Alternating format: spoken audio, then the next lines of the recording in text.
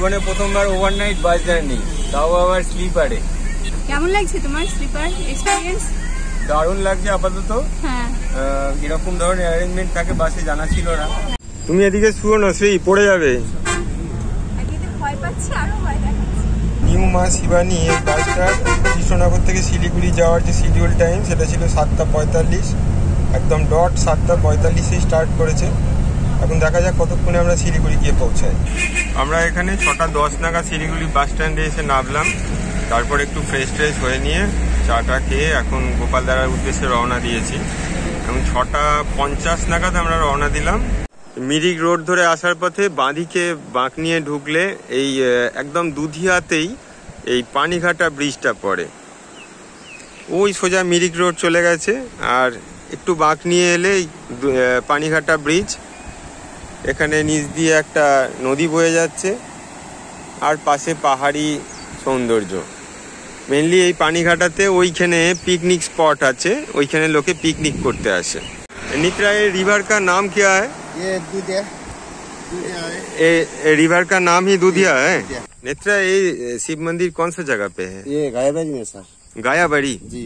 अच्छा, ये लोकेशन तो बहुत अच्छा है ना? जी सर। हाँ, व्यू तो बहुत अच्छा मिलता है। अभी उतना क्लियर नहीं है जी। फिर भी थैंक यू।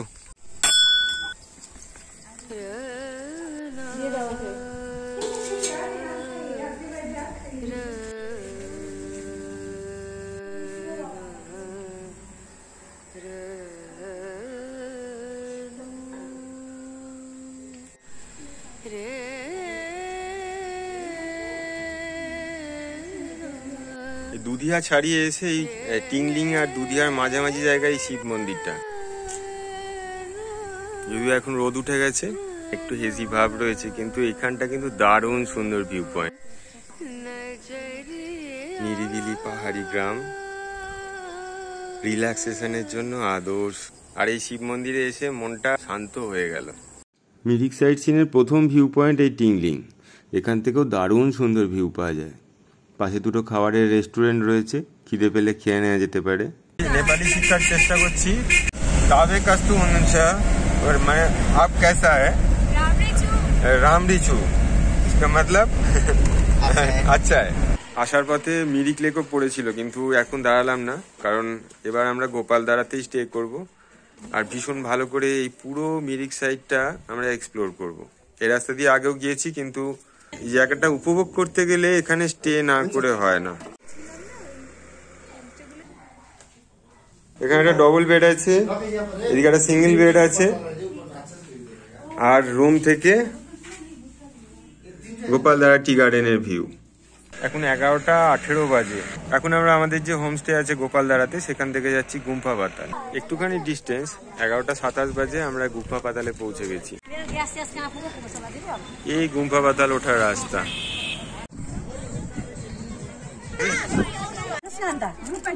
গুম্ফা পাতাল ঢোকার জন্য 20 টাকা করে এন্ট্রি ফি লাগে। গুফা পাতালের এই পার্কটার মধ্যে একটা ওয়াচ টাওয়ার রয়েছে। এই ওয়াচ টাওয়ার থেকে কিন্তু দারুণ ভিউ পাওয়া যায়। গুফা পাতালটা অ্যাকচুয়ালি নেপালের মধ্যে, আর এখানে ঢুকতে এন্ট্রি ফি 20 টাকা করে লাগে। তবে এই গুম্ফা পাতালে ঢোকার আগেই এই বাঁ সাইড দিয়ে একটা রাস্তা চলে গেছে, একটা ভ্যালিতে গিয়ে মিশছে। কারণ ওটা ওই যে পার্কটা করা রয়েছে গুম্ফা পাতালে, তার মধ্যে দিয়ে যাওয়া যাচ্ছে না, ওখানে গেট দেওয়া আছে, তাই ওই পথে যাচ্ছি। এই যে পার্কটা করা রয়েছে গুম্ফা পাতালের, এই পার্ক দিয়ে কিন্তু এই ভ্যালিতে আসা যাচ্ছে না। এই গুম্ফা পাতালে ঢোকার যে এন্ট্রি গেট, তার পাশ দিয়ে যে সরু রাস্তাটা ঢুকে আসে, সেইটা এই গুম্ফা পাতালের পাশের এই ভ্যালিটাতে নিয়ে আসে। কিন্তু এখানে খুব একটা বেশি বাঙালিকে দেখতে পাচ্ছি না, কারণ এই বাঙালিদের পক্ষে এই জায়গাটায় কভার করাটাই সম্ভব হয় না। অধিকাংশ মানুষ দার্জিলিংয়ে যায় এই ভায়া মিরিক সাইট সিন করতে করতে, হাতে টাইম অতটা থাকে না, ফলে এই জায়গাগুলো এক্সপ্লোর করা যায় না। এই জায়গাগুলো এক্সপ্লোর করতে গেলে হয় গোপালদারা বা মিরিক বা সীমানা ভিউ পয়েন্ট এর কোনো কাছাকাছি জায়গায় থাকতে হবে, কারণ গুম্ফা পাতালটা এইগুলোর ঠিক মাঝামাঝি পোর্শনে পড়ে।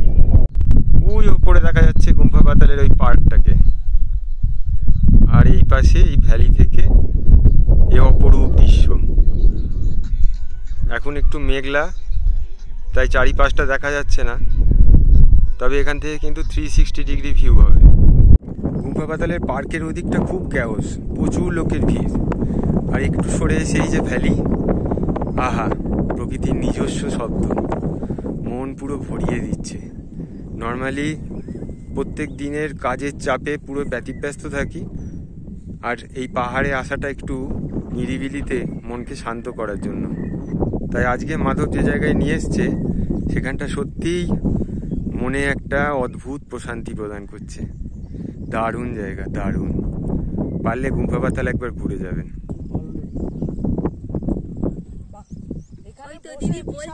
কেমন লাগছে আপনার? দারুণ দারুণ, মানে কাশ্মীরের কথা কিছু মানে এ আমাদের মুক্ত মনের আরেকজন দর্শক, আমাদের সাথে আগেও পরিচয় হয়েছে।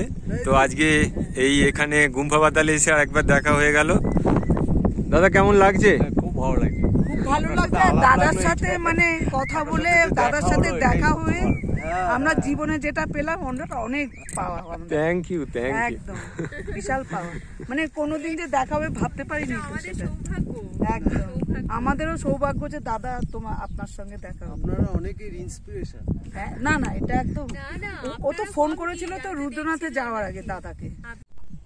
মেঘ ছেয়ে যাচ্ছে, কিন্তু চারিদিকের এত অদ্ভুত নিস্তব্ধতার সঙ্গে প্রকৃতির এত শান্তি, যেখান থেকে ছেড়ে যেতে ইচ্ছা করছে না।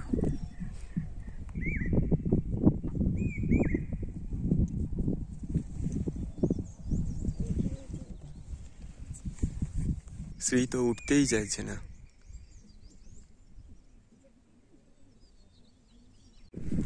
দাদা কেমন লাগছে জায়গাটা? অসাধারণ। এই যে রোদ্দুর আর মেঘের খেলা, এটা আমি একমাত্র এই দার্জিলিং বেলটাতেই পাই, একদম তাই। আর কোথাও এরকম পাওয়া যায় না। সত্যি আজকে গুম্ফা পাতাল মন ভরিয়ে দিল। একদম নামতে ইচ্ছা করছিল না, তবুও নেমে এলাম। এই এখন 1:03 মতন বাজে, কারণ আমাদের ফিরে গিয়ে স্নান টান করতে হবে, লাঞ্চ করতে হবে, তারপরে বিকেলের আবার আলাদা প্রোগ্রাম আছে। তো অসাধারণ এক অভিজ্ঞতা নিয়ে ফিরলাম, এটুকুনি বলতে পারি। যারা এখনো গুম্ফা পাতাল ঘোরেননি তারা কিন্তু একবার অবশ্যই গুম্ফা পাতাল ঘুরে আসবেন। কথা দিচ্ছি, মন কিন্তু ভরে যাবে।